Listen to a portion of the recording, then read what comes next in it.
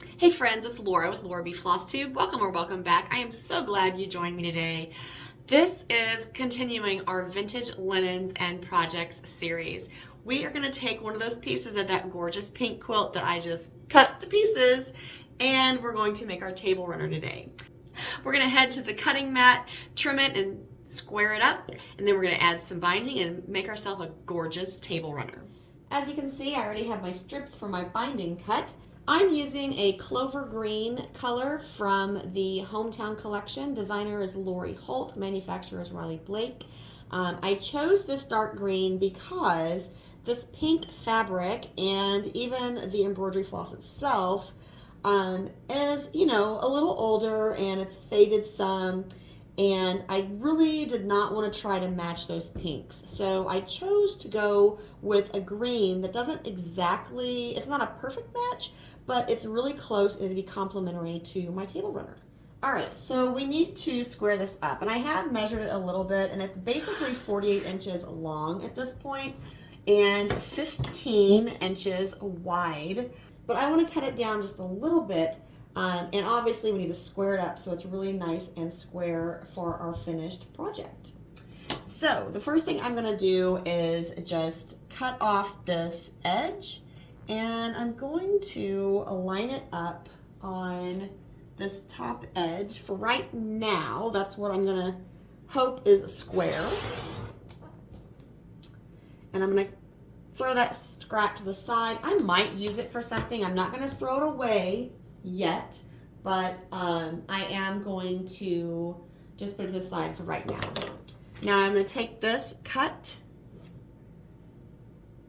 the edge that I just cut, and put it on a straight line on my cutting mat.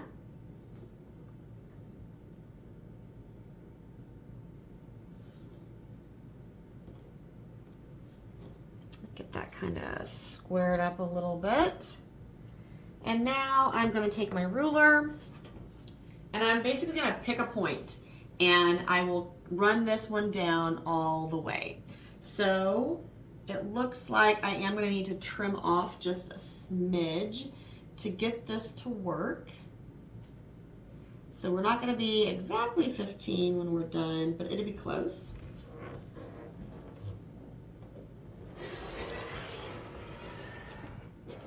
I'm not going to say it wasn't square when it was originally made. Over the years, as it was washed and used, it just gets out of square. So we want to make sure that we start with something that is pretty square, so our table runner will be square.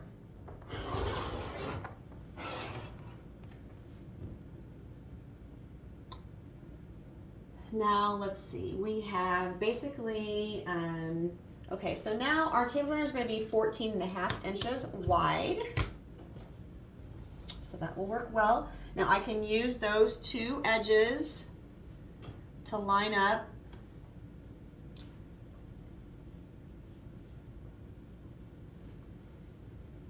Pull this into shape a little bit.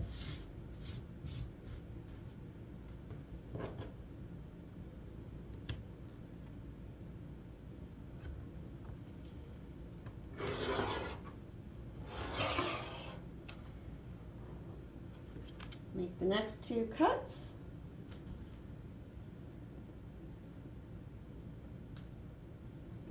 And I'm using my cutting mat here to just line up a straight line.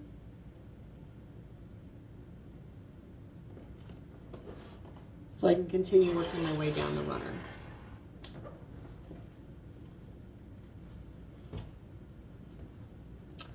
Now I should be almost to the other end. Oh, and I am. Look at that. All right, so we'll, again, just make sure we line that up.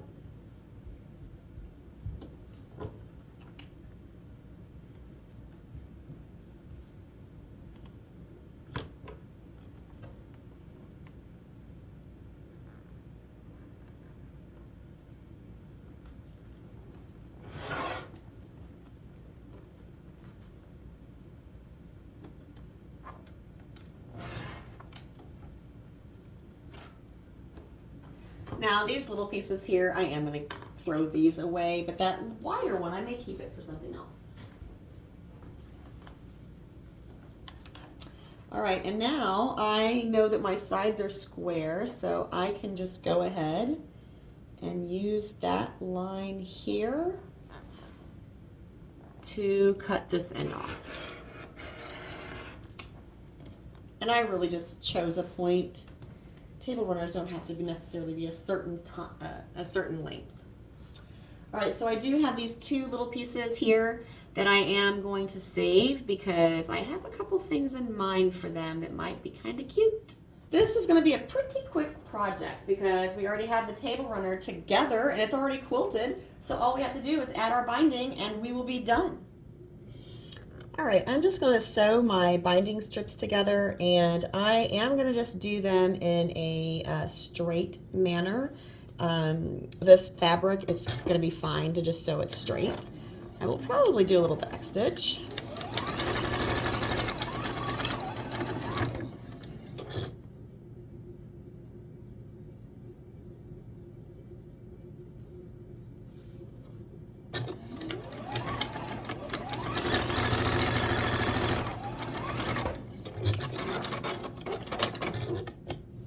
Now I'm not going to press these in half or anything. I'm just going to toss them on the floor beside me, and I'm going to grab the table runner. And when I sew on binding by machine, you want to start on the back of your project. So that's what we're going to do. The last thing I put binding on was a very large quilt. So this is going to be a breeze. I do have white thread in the top and bottom at this point. Before I sew this down on the front, I will switch my top thread to green. And I'm just doing a 1/4 inch stitch all the way around.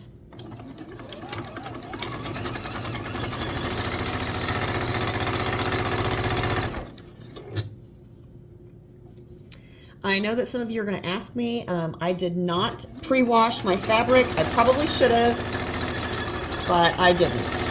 Now when I get to this corner, I'm going to stop about 1/4 inch from the end, back stitch, cut my thread and turn the corner. This is just like adding binding onto any of our quilts. If you haven't done binding by machine before, then hopefully this will help you.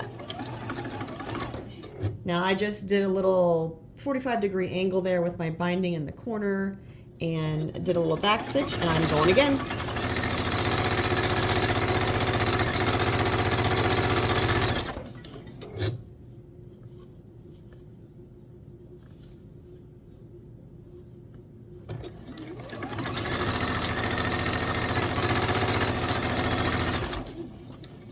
I kind of use my finger as a judgment for that 1/4 inch.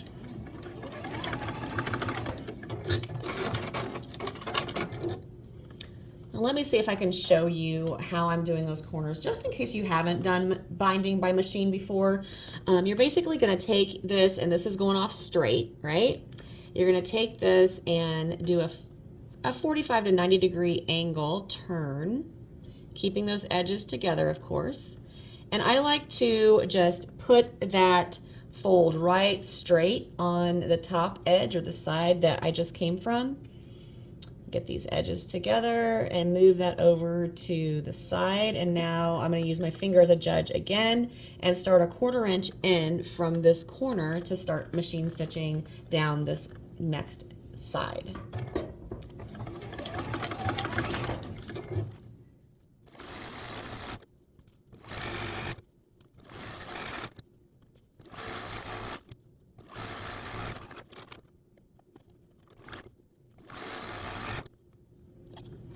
Got some batting coming out of this corner, so I'm just going to kind of stick that back in there and hold it a little bit. This older batting, it definitely does come apart. So if you have any spots like that, just try to get it worked back in.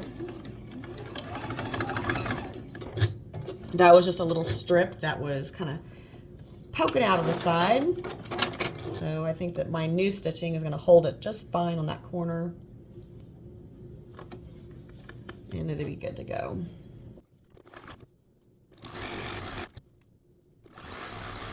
Now I don't want to sew all the way down to that other end. So I am going to just kind of choose a point along here to stop. I usually like to leave about 12 to 15 inches, depending. And now we're going to need to join our ends together. Okay, so for these ends, like I said, we need to join those together. What I like to do is just kind of pick a point. So we're going to say right here. And I fold that back and kind of finger press that. And then I will take this other end. This is the one I just finished sewing. And I'm going to do the same thing. I'll just match it right up to the edge of that first end and finger press that. A fingernail. And then that's going to be my stitching line. So at this point, I could just stitch those and then cut off the excess. And since I don't have a long tail on either side, that's exactly what I'm going to do. You just match up those 2 points where you ran your fingernail. And I do typically stitch a little tighter than where my nail was, just because, you know, fabric stretches a little bit. So I want to make sure that's a really good and tight finish. Now, if you do stitch right on the line and then decide that you need it a little smaller, you can always stitch another line. So let's check that, see what we think. That looks like it's going to be good. All right, so now I can open this up and just trim both of these ends off, leaving about 1/4 inch. I feel like I'm typically a little shy on my 1/4 inch. Now these 2 scraps, I'll put those in with the yardage, because I am working on a quilt right now that's probably going to use some of that fabric, and those might come in handy. Do a little back stitch to start again. Make sure I have this right on the edge, and stitch the rest of it down.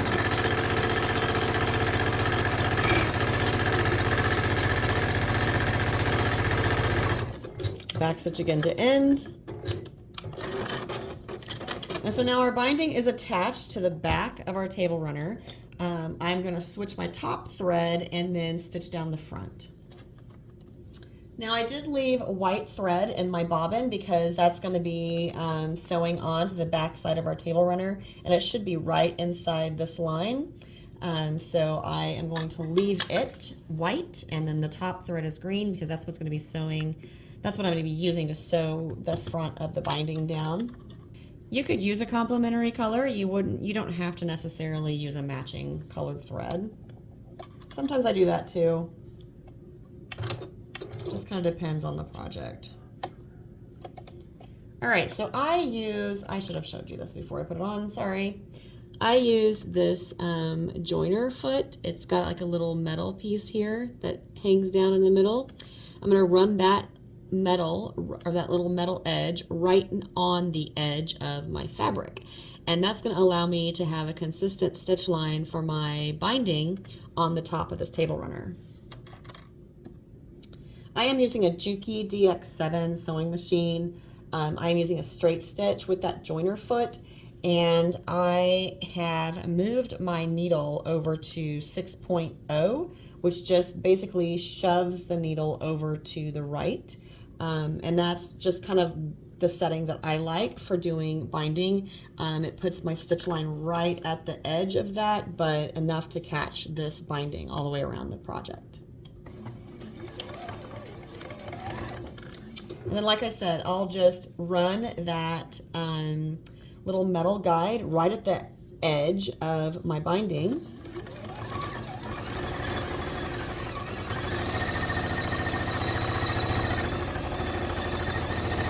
Now, I am not a pinner, you guys. If you like pinning your binding down, then please feel free to do so. I just don't do that. You can also use like the Wonder Clips. They work really nicely. And sometimes, you know, depending on the project, sometimes I will do that. But this one's pretty small, so I'm not too worried about it.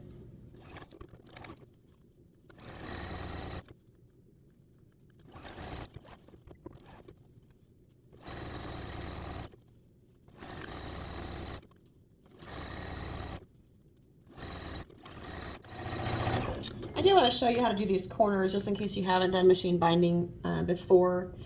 Basically what you do is I fold up this edge that I'm going to first, and I kind of stick my finger in the corner and fold this over, and then you'll get a nice little mitered corner for your binding. Now when I get to the corner, I'll do a couple back stitches and then turn, and again a couple little back stitches right there in the corner before I start continuing down the side. Now, depending on the project that I'm working on, sometimes I do go ahead and sew down that angle too, just to make sure that's really nice and secure.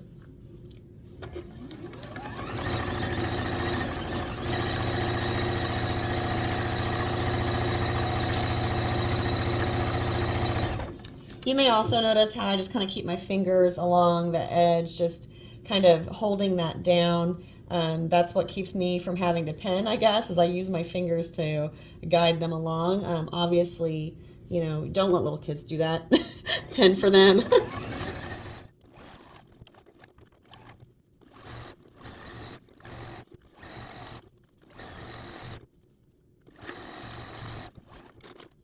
All right, so here we have it, our first vintage quilt project from that really pretty pink quilt.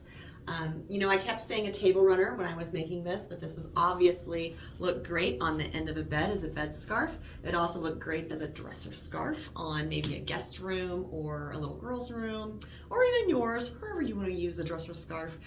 It's really, you know, this quilt was very thin, so it doesn't have much structure to it, I guess. So it's really flimsy and soft. You could also, you know, put this like on the back of a chair, drape it over the back of a chair, or wherever you want to use it, really. It wouldn't have to be just one thing, just any place you need a little vintage touch. I hope you enjoyed this video tutorial on how to repurpose a vintage quilt into something new. And I hope you join me again next time. I have several other projects in this series, so be watching for those. Until next time, I hope you find joy in all you do, carve out some time for crafting and creating, and of course, happy stitching.